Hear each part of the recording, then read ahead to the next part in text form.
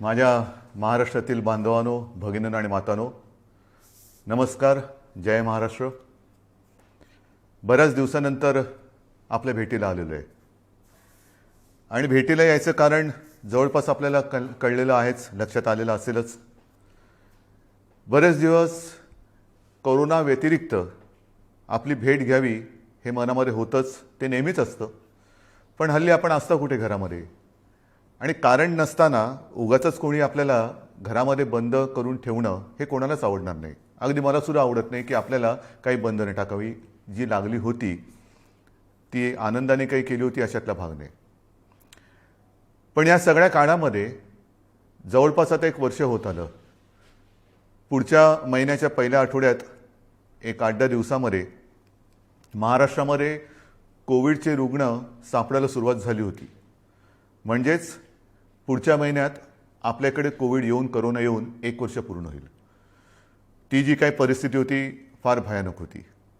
या काळामध्ये मी आपल्याशी संपर्क साधत होतो, संवाद साधत होतो, आणि आपल्याकडनं ज्या काही प्रतिक्रिया मला येत होत्या, मला काल परवा कोणीतरी विचारलं की ह्या काळामधला संपूर्ण या लॉकडाऊन किंबहुना कोविडच्या काळातला आनंदाचा तर असूच शकत नाही, पण समाधानाचा क्षण आपला कोणता. आणि मी तेव्हाही सांगितलं, आजही सांगतोय की या सर्व काळामध्ये जो संवाद मी आपल्याशी करत होतो, जसा आज करतो आहे, आपण मला आपल्या कुटुंबातील, परिवारातील एक सदस्य असं मानलं.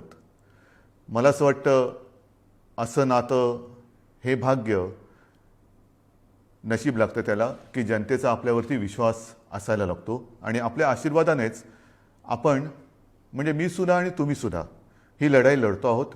आणि या लढाईमध्ये सुद्धा महाराष्ट्र पुढे नेतो आहे. आणि ते दिवस जे मी आपल्याला सांगत होतो फार भयानक होते. एवढी वाईट होती परिस्थिती की कोरोना आपल्या देशात आला, महाराष्ट्रात आला, मुंबई पुण्यात आला, आणि मग हळूहळू हातपाय पसरायला लागला. काय करावं, कसं काय सगळं वातावरण किंवा परिस्थिती हाताळावी, कोणालाच काही कल्पना नव्हती. औषध तेव्हाही नव्हतं, औषध आजही नाही आहे. एक दिलासादायक बातमी म्हणजे आपल्या हातामध्ये आता वॅक्सिन नाही म्हटलं तरी आलेलं आहे. वॅक्सिनची सुरुवात झालेली आहे. महाराष्ट्रामध्ये आज जवळपास वॅक्सिनेशनचा जो कार्यक्रम आपण सुरू केला आहे, त्या माध्यमातून 9 लाखाच्या आसपास आपण आपले ज्याला फ्रंटलाईन वर्कर्स म्हणतो किंवा अगदी कोविड योद्धे, त्यांना त्याची सुरुवात केलेली आहे. सुरुवातीच्या काळामध्ये वॅक्सिनबद्दल सुद्धा एक गैरसमज किंवा समज होता की नक्की वॅक्सिनने साईड इफेक्ट काय होतात का, म्हणजे ह्याच्या उपयोगापेक्षा रोगापेक्षा इलाज भयंकर होतो का. पण आज 9 लाखाच्या आसपास आपण आपल्या या सगळ्या बांधवांना आणि भगिनींना, जे जे आपल्यासाठी लढत आहेत, त्यांना वॅक्सिन दिल्यानंतर कोणत्याही प्रकारे त्याचे साईड इफेक्ट्स, ज्याला घातक साईड इफेक्ट्स आपण म्हणू शकतो, तसे आढळून आलेले नाही आहेत. आणि म्हणून मी जे राहिलेले त्यातले आपले कोविड योद्धे आहेत त्यांना विनंती करतोय की आपण तर सैनिक आहात. आपल्या जीवावरती, आपल्या एका धैर्यावरती आपण हे युद्ध लढतो आहोत. मनामध्ये किंतु परंतु काही न ठेवता आपण बेधडकपणाने जाऊन लसीकरण करून घ्या. मग दुसरा प्रश्न येतो, त्यांना तर आपण देतोय, आम्हाला कधी मिळणार. आता आम्हाला कधी मिळणार हे सगळं काही, जसं पूर्वी शिवसेना प्रमुख सांगायचे, उपरवाले की मेहरबानी.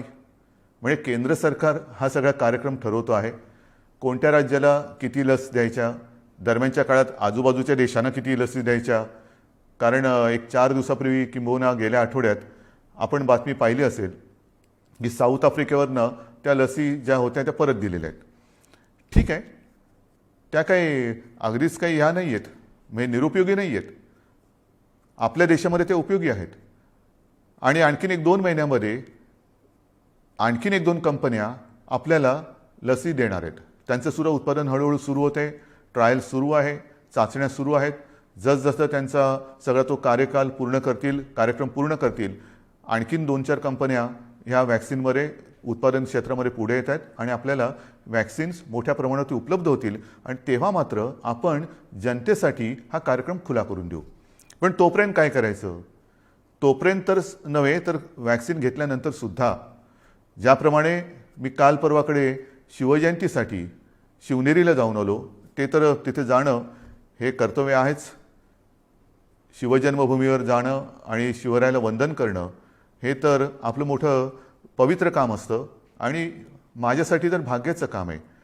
ह्याचं कारण पूर्वी मी शिवनेरीवरती जात होतो, पण या वेळेला आणि त्याच्या गेल्या वेळेला म्हणजे गेल्या वर्षी मुख्यमंत्री म्हणून मी तिथे गेलो. हे भाग्य आहे. तिथे गेल्यानंतर सुद्धा माझ्या लक्षात आलं की गेल्या वर्षीची शिवजयंती आणि ह्या वर्षीची शिवजयंती ह्याच्यामध्ये नाही म्हटलं तरी एक फरक होताच. गेल्या वर्षी गर्दी जास्त होती, यावेळेला गर्दी कमी होती, पण उत्साहात कुठेही फरक नव्हता. मग तिथे गेल्यानंतर मी माझं मनोगत जे काही व्यक्त केलं वंदन करताना मी हेच सांगितलं की छत्रपती शिवरायांनी आपल्याला शत्रूशी लढायला एक जिद्द दिली. लढाईसाठी तलवार असणं गरजेचं आहेच, पण तलवार नुसती असून चालत नाही, तर तलवार चालवण्याची आणि मुळात लढण्याची आणि जिंकण्याची एक जिद्द लागते, ईर्ष्या लागते. ती प्रेरणा छत्रपती शिवरायांनी दिली. तो काळ वेगळा होता. त्यावेळेच्या लढाया ह्या तलवारीने आणि ढालीने लढायला लागत होत्या. ढाल, होय, ढाल आणि तलवार. वार करायचा असेल तर तलवार आणि वार झेलायचा असेल तर ढाल पाहिजे. हे सुद्धा युद्धच आहे. कोरोनासोबत आपण युद्ध लढतोच आहोत. मी तर तेव्हा असंच म्हटलं होतं, वॉर अगेन्स्ट व्हायरस. संपूर्ण एक वर्ल्ड वॉर सुरू आहे असंच म्हणा ना. पण हे युद्ध लढताना आपल्या हातात तलवार अजून आलेली नाही आहे, औषध अजून आलेलं नाही आहे, वॅक्सिन धीम्या गतीने येते. मग ढाल तरी पाहिजे. मग ढाल कुठे? ढाल आहे, आणि ती ढाल म्हणजे आपला मास्क. या लढाईमध्ये मास्क हीच आपली ढाल आहे. आणि ही जर का ढाल आपण काढली किंबहुना घालायला विसरलो तर मात्र हा शत्रू जो छुपा शत्रू आहे, दिसत नाही, किंबहुना काही वेळेला आपल्याच आप्तस्वकीयांच्या माध्यमातून आपल्यावरती वार करतो, तो आपल्याला गाठल्याशिवाय राहणार नाही. आणि म्हणून माझी आपल्याला पुन्हा पुन्हा एकच विनंती आहे की मास्क घालणं हे अनिवार्य आहे, लस घेण्याच्या आधी पण आणि लस घेतल्यानंतर सुद्धा. गेल्या काळामध्ये असं काही नाही की आपण सगळेच एकूण काही ठप्प करून ठेवलं होतं. पण ह्या पूर्वीचा काळ, त्याच्यामध्ये बेड्स मिळत नव्हते, ॲम्ब्युलन्स नव्हत्या, ऑक्सिजन कमी पडत होता, व्हेंटिलेटर्स नव्हते. औषधाची कथा तुम्हाला सांगितली की तेव्हाही नव्हतं, आताही नाही आहे. मग करायचं काय? तर त्याही परिस्थितीमध्ये आपले सगळे डॉक्टर्स, आरोग्य कर्मचारी, पोलीस यंत्रणा आहे, महसूल यंत्रणा आहे, अगदी स्वयंसेवी संस्थासुद्धा ह्या सगळ्या युद्धामध्ये देवदूतासारख्या धावून आल्या. ती परिस्थिती काही जणांनी अनुभव घेतला असेल, फार वाईट होती. टी व्ही लावला की एकूण पुन्हा एकदा करोनाचं किती संकट वाढतंय हेच आपल्यासमोर यायचं. म्हणजे घाम फोडणारे ते दिवस होते. बेड्स मिळत नाही, ॲम्ब्युलन्स मिळत नाही, औषधांचा तुटवडा आहे, ऑक्सिजन नाही, व्हेंटिलेटर नाही. मग काही जणांच्या तक्रारी सुरू व्हायच्या आणि त्यावेळेला त्या खऱ्या होत्या. हे तर सोडा, औषधं सोडा, आपल्याकडे टेस्टिंग लॅबसुद्धा नव्हत्या. अख्ख्या महाराष्ट्रामध्ये फक्त 2 होत्या. त्या साधारणतः आपण 500पर्यंत नेलेल्या आहेत. हे यापूर्वीच मी तुम्हाला सांगितलेले. पुन्हा त्याची मी काही उजळणी नाही करत. बेड्स किती होते? 7.5 बेड्स होते, त्याच्यात 4 लाखाच्या आसपास आपण कसे केलेले आहेत ही उजळणी नाही करत. पण तेव्हाचं जे चित्र होतं हे असं होतं. आणि नंतर आपण एका धीराने ही लढाई लढलो, महाराष्ट्र पुढे नेला. आपण त्याच्यामध्ये सुद्धा साधारणतः 1 लाख कोटीच्या वरती MOU सही केले. 2 लाखापर्यंत, 2 लाख कोटीपर्यंत आपण पोहोचतोय. कृषी क्षेत्रात काय केलं, दुसऱ्या क्षेत्रात काय केलं, पर्यटनामध्ये काय केलं, हे सगळं आपल्याला माहिती आहे. आज मी त्याच्यावरती नाही बोलणार. याचं कारण पुन्हा एकदा आपल्या राज्यामध्ये करोना डोकं वर काढतोय. आणि हे डोकं वर काढताना अजूनही लाट आपल्या राज्यात आले की नाही हे त्या 8-15 दिवसात कळेल. पण मधल्या काळामध्ये आपण थोडेसे शिथिल झालो. तुम्ही काय, थोडासा मी सुद्धा. सगळीकडे आपण फिरायला लागलो. लग्न समारंभ अजूनही त्याच्यावरती नाही म्हटलं तरी उपस्थितांच्या संख्येवरती बंधन आहे. अगदी मुंबईमध्ये असेल, प्रमुख शहरांमध्ये सुद्धा असेल, रेस्टॉरंटमध्ये आपण वेळा वाढवून दिल्या, हॉटेल्समध्ये वेळा वाढवून दिल्या, दुकानांच्या वेळा वाढवून दिल्या. वेळा का वाढवून दिल्या? तर गर्दी होऊ नये. लोकल्स सर्वसामान्यांसाठी कधी सुरू करणार? सुरू करून दिली. काही जणांना बाकीचं सगळं सोडा, आमची मंदिरं कधी उघडणार? मंदिरं उघडी करून दिली. पण हे सगळं उघडं करून दिल्यानंतर आपल्याकडनं अपेक्षा एक होती आणि आज सुद्धा आहे की जी शिस्त करोनाने आपल्याला लावलेली आहे त्या शिस्तीचं पालन हे करणं हे गरजेचं आहे. इतर सगळं काही हे उघडा ते उघडा हे करणारे करोनाची शिस्त नाही मोडू शकत. म्हणजे आम्ही आंदोलन केलं आणि एखादी गोष्ट उघडली, पण करोनाची शिस्त, करोनाची मुकाबला ते नाही करू शकत. आणि उद्या करोनाचा घाला आलाच तर तेही आपल्याला वाचवू शकणार नाहीत, हे आपल्याला पक्क माहिती आहे. म्हणून आपण सुद्धा अत्यंत समजूतदारपणाने ज्या ज्या सूचना मी आपल्याला दिल्या त्याचं पालन आपण तंतोतंत केलं. पण झालं काय कि हळूवार सगळं आपल्याला वाटलं आता कोरोना गेला, अरे गया रे उसमें क्या है, अभी क्या है देखो मैं तो मास्क नहीं पहन रहा हूं, तू पागल है क्या मास्क पहन रहा है. आता पागल पण लक्षात यायला लागलं. पाश्चिमात्य देशामध्ये मी मुद्दामून कागद घेऊन बसलेलो आहे की तिथे सुद्धा साधारणतः असंच झालं होतं. अगदी सुरुवातीलाच मी आपल्याला सांगितलं होतं, करोनाचं कसं असतं, लाट येते पुन्हा खाली जाते, पुन्हा येते पुन्हा खाली जाते. ती जेव्हा खाली येते तेव्हाच तिला थांबवायचं असतं. पण पाश्चिमात्य देशात सुद्धा आपण जी थोडीशी एक शिथिलता अनुभवली किंवा शिथिलता आपल्या आयुष्यात आणली, तीच तशी तिकडे आणली. आणि आता तिथे गेले 1-1.5 महिना अनेक देशांमध्ये लॉकडाऊन आहे. अगदी इस्रायलमध्ये आहे, ब्राझीलमध्ये आहे, जर्मनीमध्ये आहे, कुवेतमध्ये आहे, दुबईमध्ये आहे, न्यूझीलंडमध्ये आहे, ब्रिटनमध्ये आहे. ब्रिटनने तर मला असं वाटतं साधारणतः गेल्या डिसेंबरच्या शेवटाला जो लॉकडाऊन जाहीर केला तो कदाचित आज मी तुमच्याशी बोलताना तिथले पंतप्रधान तिथल्या लॉकडाऊनबद्दलचं पुढचं पाऊल काय असेल हे आता तिकडे सांगतील किंवा सांगणार असतील. म्हणजेच काय की कोणी किती काही म्हणू, लॉकडाऊन हा त्याच्यावरचा इलाज असेल किंवा नसेल, पण संसर्गाची साखळी तोडायची तर संपर्क थांबवणं हाच त्याच्यावरचा एक माहीत झालेला मोठा उपाय. एक 100 वर्षापूर्वी स्पॅनिश फ्लू आला होता आणि त्या स्पॅनिश फ्लूनी सुद्धा हे असेच सगळ्यांचे धाबे दणाणून टाकले होते. त्याही वेळेला काही फोटो माझ्याकडे आहेत, किंबहुना आम्ही पाहतो, आपणही सुद्धा पाहत असाल की मास्क घालणं, अंतर ठेवणं, हात धुणं ह्याच गोष्टी तेव्हाही अवलंबल्या होत्या. पण तेव्हा काय होतं, तेव्हा रहदारी एवढी नव्हती. म्हणजे या देशातून त्या देशात जी वाहतूक, आता सुद्धा आपण परदेशातून येणारे काही प्रवासी त्यांना नाईलाजाने पहिले 7 दिवस आपल्या क्वारंटाईनच्या त्या विभागात ठेवतो, म्हणजे चांगल्या हॉटेल्समध्ये ठेवतो, इतरत्र ठेवतो. मग त्यानंतर 7 दिवसानंतर त्यांची चाचणी घेऊन ती जर का निगेटिव्ह असेल आणि त्यांना कोणतीही लक्षणं नसतील, मग घरी जाऊन 7 दिवस त्यांना क्वारंटाईन व्हायला सांगतो. कोणासाठी करतोय? एक तर ते त्यांच्या कुटुंबियांमध्ये जात असताना त्यांच्या कुटुंबियांना धोका नको, एक तर त्यांना स्वतःला धोका नको आणि नंतर समाजाला धोका नको, ही आपली मागची भावना आहे. ठीक आहे, या सगळ्या गोष्टी आपल्याला आवडत नाहीत, पण आपल्याला आवडत नाहीत म्हणून कोरोना काही सूट देत नाहीये. आपल्याला ह्या गोष्टी पाळाव्याच लागणार आहेत. वॅक्सिनबद्दल मी आपल्याला सांगितलं, त्याच पद्धतीने आता थोडंसं एक बंधन आपल्या सर्वांना पुन्हा आणण्याची गरज आहे. मला एका गोष्टीचा मी अभिमानाने उल्लेख करेन. माझ्या मंत्रिमंडळातील सहकारी डॉक्टर नितीन राऊत, त्यांच्या घरचा लग्न समारंभ अगदी गेल्या आठवड्यात इकडेच डॉक्टर म्हणजे नितीनजी आणि वहिनी दोघंही येऊन सपत्नीक येऊन त्याने आम्हाला आग्रहाने आमंत्रित केलं की या तारखेला नागपूरमध्ये नंतर मुंबईमध्ये आपण अगत्याने यायचं. सगळे मला म्हणाले की उद्धवजी काळजी करू नका, मी सगळे नियम काटेकोरपणाने पाळणार. म्हटलं नितीनजी बघा बरं, तुला नाही काळजी करू नका. आणि आज त्यांनी त्यांच्या मुलाच्या लग्न सोहळ्याचा जो काही सोहळा असतो, लग्नाचा सोहळा असतो, तो त्यांनी रद्द केलेला आहे. याला म्हणतात सामाजिक जाणीव. नितीनजी, मी तुम्हाला तुमच्या मुलाला त्याच्या ह्या शुभ कार्यासाठी शुभेच्छा तर देतोच, जनतेच्या वतीने आशीर्वाद देतो आणि आपण दाखवलेली ही जाणीव इतरही सगळे दाखवतील अशी अपेक्षा व्यक्त करतो. लग्न समारंभ सुरू झाले, मंडया उघडल्या, सगळं काही उघडलं, अगदी थिएटर सुरू झाली, पण थिएटर्स अजूनही शिस्तीमध्ये चाललेले आहेत. मुंबईमध्ये आणि शहरांमध्ये सुद्धा मोठमोठे हॉल्स आहेत, अगदी मोठमोठ्या पंचतारांकित हॉटेल्सचे हॉल्स आहेत, बँकेट हॉल्स. तिथे सुद्धा आपण नियमावली कडक केलेली आहे, कारण कुठेही सूट देऊन चालणार नाही. आणि तिथे तर आता आपण असं करतोय की समजा त्या हॉलमध्ये किंबहुना ह्या सगळ्या मोठ्या बँकेट हॉलमध्ये जर काही नियमावली मोडली गेली असं दिसलं तर आपण त्या तिथल्या मालकावरती कारवाई करणार आणि त्याची सुरुवात आता झालेली आहे. पब्लिक प्लेसमध्ये सुद्धा म्हणजे सार्वजनिक ठिकाणी सुद्धा जर कोणी विना मास्क आढळलं तर त्याला आता दंड करायला सुरुवात केलेली आहे. ह्याचं कारण की आपण पूर्वी एक मोहीम राबवली होती, माझे कुटुंब माझी जबाबदारी. त्यावेळीची परिस्थिती वेगळी होती, तेव्हा लॉकडाऊन होता आता लॉकडाऊन तसा नाही आहे, लॉकडाऊन तसं कागदावर आहे फक्त, पण उघडलेलं आहे, लोकल सुरू झाले, सगळं उघडलेलं आहे.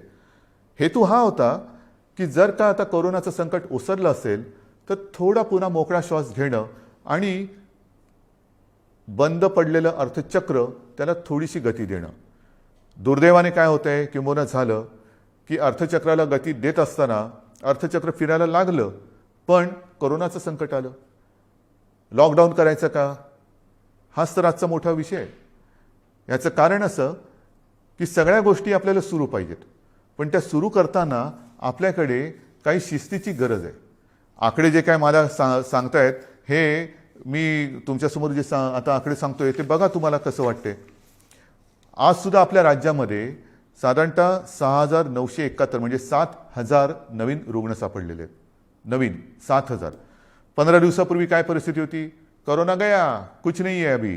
कारण त्यावेळेला महाराष्ट्रामध्ये साधारणतः 2,000 ते 2,500 रुग्ण हे तेव्हा सापडत होते. म्हणजे खरंच एक चांगलं वातावरण होतं, चांगलं वातावरण होतं. आणि हे वातावरण, ही परिस्थिती ही अशीच नव्हती आली. काही जणांना असं वाटत असेल हे असंच झालं, असंच नाही, हे सगळं तुमचं एक कर्तृत्व होतं आणि आपल्या तमाम कोविड योद्ध्यांची अविरत मेहनत. त्यांनी स्वतःचा जीव प्रसंगी धोक्यात टाकून जनतेसाठी म्हणजे आपल्यासाठी मेहनत केली. स्वतःचं आयुष्य नाही पाहिलं, स्वतःचं कुटुंब नाही पाहिलं, घर नाही पाहिलं, मुलं बाळं नाही पाहिली, आई वडील नाही पाहिले, पत्नी भाऊ बहीण नाही. माझी जनता आहे आणि माझं कर्तव्य आहे म्हणून त्यांनी आपल्यासाठी अहोरात्र मेहनत केली. काही जणांनी त्याच्यामध्ये स्वतःचे जीवसुद्धा गमावले. हे फार म्हणजे हृदयद्रावक कसं हे एक वातावरण आहे. आणि त्यांनी जे काही बलिदान केलेलं आहे, शहीद झालेले आहेत, हो हे शहीदच म्हणावं लागेल या युद्धामध्ये झालेले, त्यांच्या मेहनतीवरती आपल्याकडनं पाणी टाकलं जातं कामा नये. म्हणजे आता मला जे काही दिसतंय, काही ठिकाणी कोविड योद्ध्यांचा सत्कार केला जातोय. कोविड योद्ध्यांचा सत्कार घ्यायचा आणि त्यांना काहीतरी एक आपलं हार तुरे द्यायचे, शाल श्रीफळ द्यायचं आणि कोविड योद्ध्याचा सत्कार. आनंद आहे, केलाच पाहिजे. कोविड योद्ध्याचा सत्कार हा झालाच पाहिजे.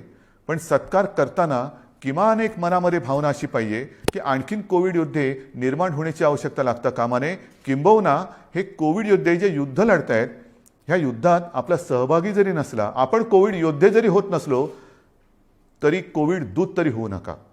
कोरोनाचे योद्धे जरी नाही झालात तरी कोरोना दूत अशी कृपा करून होऊ नका. म्हणजे एका बाजूला कोविड योद्ध्यांचा सत्कार करायचा आणि दुसऱ्या बाजूला हे काय, हे कशाला बंद, हे उघडा, ते उघडा. नाही, तुम्ही त्या कोविड योद्ध्यांचा अपमान करताय आणि नाही तर कोविड योद्ध्यांचा सत्कार हे थोतांडे. आणि म्हणून मला असं वाटतं की कोविड योद्ध्यांचा सत्कार करताना एक सामाजिक जाणीव, सामाजिक भान हे सगळ्यांनी तुमच्यासकट माझ्यासकट सगळ्यांनी ठेवणं गरजेचं आहे. आणि कोविड योद्ध्यांचं युद्ध हे जिंकण्यासाठी आपण आपल्या परीने जे करता येईल ते केलं पाहिजे. आकडेवारी जी तुम्हाला सांगत होतो त्याच्यामध्ये राज्यामध्ये 2,000 ते 2,500 रुग्ण असायचे.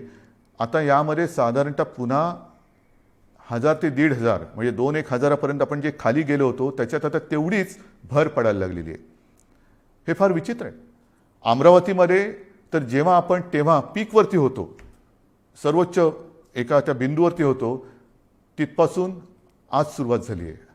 म्हणजे आज साधारणतः अमरावतीमध्ये 1,000च्या आसपास रुग्ण सापडलेले असतील. म्हणजे एवढं अगदी सर्वोच्च जेव्हा पीक गाठलं होतं तेव्हाही नसेल, त्याच्या जवळपास किंवा त्याच्याहून थोडंसं किंचित कमी अधिक प्रमाणात आज रुग्ण सापडायला लागलेले आहेत. ही परिस्थिती वाईट आहे. ही परिस्थिती वाईट आहे. मग याची सुरुवातच जर का त्यावेळेच्या पीकपासून होणार असेल आणि आज आपण दिरंगाई केली, गलथानपणा केला, तर यावेळेचं ते शिखर किती असू शकेल ह्याची मला चिंता आहे. आणि मग सुरुवातीला जे मी आपल्याला सांगत होतो की तेव्हा रुग्णसंख्या आणि बेड्स, आरोग्य सुविधा ह्या कमी पडत होत्या, प्रमाण विषम होतं.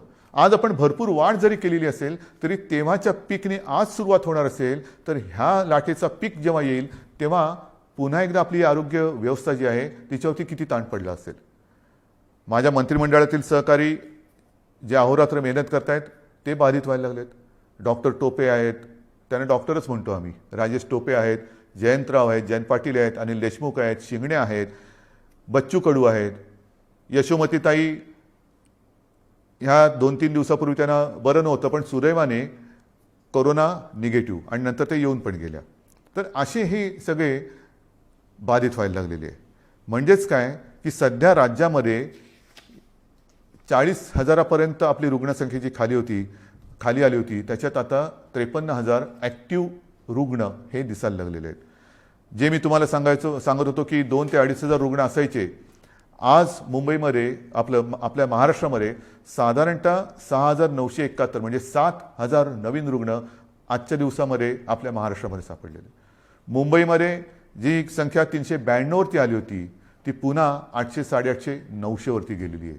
हे गेल्या एका आठवड्यातलं आहे. एका आठवड्यामध्ये आपण साधारणतः 400 पासून मुंबईमध्ये डबल झालेलो आहोत. पुण्यामध्ये सुद्धा हीच परिस्थिती आहे. म्हणजे ही परिस्थिती जर का आपण पाहिली तर दुसरी लाट आले का? दुसरी लाट ही दरवाजावरती धडका मारते, जरूर मारते. आत आले की नाही हे त्या 8-15 दिवसामध्ये कळेल.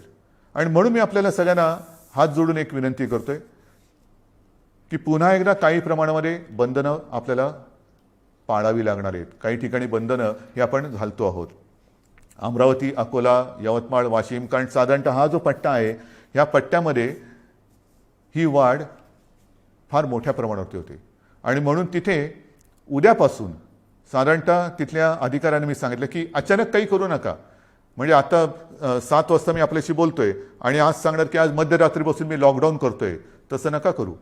कारण अचानक लॉकडाऊन करणं हे सुद्धा घातक आहे आणि अचानक सगळं काही उघडून टाकणं हे सुद्धा घातक आहे. आणि म्हणून मी सांगितलं की आपल्या जनतेला 1 दिवस द्या. 1 दिवस देऊन साधारणतः उद्या संध्याकाळपासून जिथे जिथे तुम्हाला वाटतं तिकडे काही बंधनं ही जरूर तुम्ही अंमलात आणायला सुरुवात करा. जरूर अंमलात आणायला सुरुवात करा. कारण आता ह्या गोष्टी कराव्याच लागतील. आता उद्या आणि आज सुद्धा माझा एक शासकीय कार्यक्रम होता. कारण आपण विकास नाही थांबवलेला. विकासाची कामं ही सुरू आहेत. आपल्याला कल्पना आहे की मध्ये मी विदर्भामध्ये येऊन गेलो. हिंदू हृदय सम्राट बाळासाहेब ठाकरे समृद्धी महामार्गाची प्रगती बघून आलो. 1 मे पासून तो सुरू होतोय. म्हणजे नागपूर ते शिर्डी. त्याच्यानंतर मध्ये जाऊन गोसीखुर्दचं धरण बघून आलो. इथला मुंबईतला कोस्टल रोड पाहिला. लोणारला आलो, कोयनाला गेलो. हे सुरू केलं होतं मी. जव्हारला गेलो होतो. मग त्याच अनुषंगाने मी थोडेसे कार्यक्रम सुरू केले. भूमिपूजनं असतील, उद्घाटनं असतील. जसं आज मी जिथे राहतो कलानगर, तिथला नाक्यावरचा जो उड्डाण पूल आहे त्याची सुरुवात करून आलो. त्याच्यानंतर वरळी ते शिवडी त्याचं एक भूमिपूजन करून आलो. त्याच्या आधी मी शिवडी ते नावाशेवा ह्याची प्रगती बघून आलो. पण आता मात्र हे कार्यक्रम थोडे आटोपते घ्यावे लागणार आहेत. एक तर आता उद्याचा एक कार्यक्रम आहे रायगड जिल्ह्यामधला. तिथे सुद्धा मी सूचना दिल्यात की कमीत कमी माणसं पाहिजेत. म्हणजे तिथे जे लोकप्रतिनिधी आहेत, प्रमुख लोक आहेत आणि शासकीय प्रशासकीय अधिकारी, आमदार, खासदार यांच्या व्यतिरिक्त कृपा करून जनतेला हात जोडून सांगा की आता गर्दी करू नका. जी लोक येतील त्यांना सुद्धा अंतर ठेवून बसवायचं. तोंडावरती मास्क पाहिजे. जास्त गर्दी करायची नाही. पण उद्याच्या कार्यक्रमानंतर मी सर्वच राजकीय पक्षांना विनंती करतो आहे की आता कृपा करून आपल्यापासून आपण सुरुवात करूया. एक तर हे शासकीय कार्यक्रम पुन्हा एकदा मी आपल्या ह्या झूमच्या पद्धतीने सुरू करायला सगळ्यांना सांगतो आहे. त्याचप्रमाणे अगदी उद्यापासून सर्व राजकीय, धार्मिक आणि सामाजिक मिरवणुका, मोर्चे, आंदोलनं म्हटल्यानंतर तशी आंदोलनं आहे पण गर्दी करणारी आंदोलनं आणि मोठ्या काही यात्रा ह्याला पुन्हा एकदा राज्यात काही दिवसांसाठी आपण बंदी करत आहोत. कृपा करून सगळ्यांनी ह्याची नोंद घ्यावी आणि सगळ्यांनी सहकार्य करावं. पक्ष वाढवायचा आहे, जरूर वाढवायचा आहे. सर्वांनाच पक्ष वाढवण्याचा अधिकार आहे. मला सुद्धा पक्ष वाढवायचा आहे. माझे सहकारी मित्रांना पक्ष वाढवायचा आहे. विरोधी पक्षांना सुद्धा पक्ष वाढवायचा आहे. पण आपण पक्ष वाढवूया, कोरोना नको वाढवूया. या युद्धामध्ये आपण सगळे एकत्र राहिलं पाहिजे. कारण ते जर का आपण एकत्र राहिलो नाही तर मात्र पुन्हा एकदा आपल्याला लॉकडाऊन अत्यंत कडक पद्धतीने करावा लागेल. आणि ही सूचना मी नाही, कोरोना आपल्याला देतोय. माझे कुटुंब माझी जबाबदारी ही जशी मोहीम आपण राबवली तेव्हा आपण सगळेजण घरात होतात. घराघरामध्ये आपले आरोग्य कर्मचारी, इतर सगळे यंत्रणेचे कर्मचारी येऊन आपली विचारपूस करत होते. पण आता ही मोहीम पुन्हा करायची झाली तर अवघड आहे. ह्याचं कारण तेव्हा आपण घरामध्ये होतात, आता सगळे घराबाहेर आहेत. मग ह्या यंत्रणेवरती किती ताण टाकायचा? असं मी म्हटलं की आता लॉकडाऊन करावं लागेल का? काही जण म्हणतात तुम्ही टेस्टिंग वाढवले, टेस्टिंग पण वाढवले. पण एका यंत्रणेवरती आपण ताण टाकायचा आणि आपण बेभानपणाने वागायचं, हा त्या यंत्रणेवरती केलेला अमानुष अत्याचार नाही म्हणत, पण मी त्यांच्याशी केलेला आपण अमानुषपणा म्हणेल. आपण सगळीच माणसं आहोत, सगळ्यांनाच आयुष्य हे पाहिजे आहे. आणि मला असं वाटतं की माझे कुटुंब माझी जबाबदारी ही जशी मोहीम आपण राबवली आणि यशस्वी केली, तशी एक नवीन मोहीम आपण राबवली पाहिजे. ती म्हणजे मी जबाबदार. होय, मीच जबाबदार. हे प्रत्येकाने सांगायचे, मी जबाबदार आहे. मी जबाबदार म्हणजे काय, की ही जी काही आपली बंधनं आहेत, की मी घराबाहेर पडताना मास्क घालेनच, हात धुणार, ते सॅनिटायझर आपण विसरलो. पूर्वी प्रत्येकाच्या खिशामध्ये एक छोटी सॅनिटायझरची बाटली होती, हात लगेच आपण धुत होतो. आणि अंतर ठेवणार. एक तर काल जी नीती आयोगाची बैठक झाली माननीय पंतप्रधानांसमोर, त्याच्यात ज्या काही मी सूचना केल्यात, त्या सूचनेमध्ये एक सूचना ही महत्त्वाची होती, ती म्हणजे ऑफिसच्या वेळा या विभागणी. म्हणजे 24 तास आपल्याला असतातच. ह्या 24 तासाचा उपयोग जर का आपण नीट केला, वेळेची विभागणी केली, काही जणांनी ज्यांना ऑफिसमध्ये येण्याची आवश्यकता नाही, वर्क फ्रॉम होम केलं, आणि वर्क फ्रॉम होममध्ये सुद्धा आपण तुकड्या केल्या, की आज ह्या महिन्यामध्ये ही जी बॅच आहे माझी, ती वर्क फ्रॉम होम करेल, त्याच्यानंतर ती ऑफिसमध्ये यायला लागेल, ही वर्क फ्रॉम होम करेल, त्याच्यानंतर ती येईल, ही वर्क फ्रॉम होम करेल. तर कारण नसताना जी गर्दी होते, ती गर्दी मग ट्रेनमध्ये असेल, बसमध्ये असेल, कार्यालयामध्ये असेल, इतर वेळेला खाण्यापिण्याच्या ठिकाणी असेल, ही आपण नियंत्रित ठेवू शकतो. वर्क फ्रॉम होम आहे, ऑफिसच्या वेळा विभागणी करा, आणि त्याचबरोबरीने या 3 गोष्टी आहेत त्या पाळा. ही नवीन मोहीम आहे, मी जबाबदार. आणि मला खात्री आहे की ही मी जबाबदार ही मोहीम आपण सगळेजण, जसं आजपर्यंत आपण सगळेजण सहकार्य करत आलात, तशीच ही मोहीमसुद्धा आपण आजपासून राबवाल, ही मला आशा आहे, अपेक्षा आहे. आता शेवटचा प्रश्न आहे, लॉकडाऊन करायचा का? हा प्रश्न मी तुम्हाला विचारतोय. आणि आपल्यालाही माहिती आहे, आपण घरातल्या घरात हो नाही असं बोलला असाल, माझं आपल्याला ऐकू येते, आपलं मला ऐकू येत नाही आहे. आणि या प्रश्नाचं उत्तर मी पुढचे 8 दिवस आपल्याकडनं घेणार आहे. कसं घेणार? येऊन तुम्हाला भेटणार का? नाही. मी बघणार, ज्यांना लॉकडाऊन नको आहे ती लोक ह्या सूचना ज्या आहेत, मास्क वापरणं, हात धुणं आणि अंतर ठेवणं, हे पाळतील. आणि ज्यांना लॉकडाऊन हवा आहे ते विना मास्कचे फिरतील. बघूया किती जणांना लॉकडाऊन हवा आहे आणि किती जणांना लॉकडाऊन नको आहे. लॉकडाऊन म्हणजे माझं तर म्हणणं स्वच्छ आहे, मास्क घाला, लॉकडाऊन टाळा, शिस्त पाळा, लॉकडाऊन टाळा. मग काही जण म्हणतात की थोड़ा सा हिंदी में बोलिए. ठीक है, 2 लाइन हिंदी में बात करता हूं. क्या आपको लॉकडाउन चाहिए?